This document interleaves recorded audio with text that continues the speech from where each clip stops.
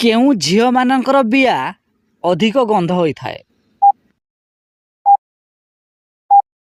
ଏହାର ଉତ୍ତର ହେଲା ବେଧେଇ ଝିଅମାନଙ୍କର ବିଆ ଅଧିକ ଗନ୍ଧ ହୋଇଥାଏ। କେଉଁ ଝିଅମାନଙ୍କର ଦୁଧକୁ ଚିପିଲେ ସେମାନଙ୍କୁ କୁତୁକୁତୁ ଲାଗିଥାଏ? ଏହାର ଉତ୍ତର ହେଲା କୁଆଁରୀ ଝିଅମାନଙ୍କର ଦୁଧକୁ ଚିପିଲେ ସେମାନଙ୍କୁ କୁତୁକୁତୁ ଲାଗିଥାଏ। ଝିଅମାନଙ୍କର ଦୁଧକୁ ସବୁଦିନ ଚିପିଲେ କ'ଣ ହୋଇଥାଏ?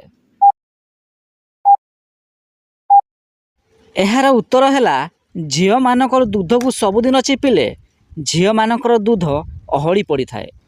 ଅଧିକ ଲାଜ କରୁଥିବା ଝିଅମାନଙ୍କର ବିଆ କେମିତି ହୋଇଥାଏ? ଏହାର ଉତ୍ତର ହେଲା ଅଧିକ ଲାଜ କରୁଥିବା ଝିଅମାନଙ୍କର ବିଆ ପୁରା ବାଳରେ ଭର୍ତ୍ତି ହୋଇଥାଏ। ସବୁଦିନ ଏମିତି ଭିଡ଼ିଓ ଦେଖିବା ପାଇଁ ସବସ୍କ୍ରାଇବ୍ କରନ୍ତୁ।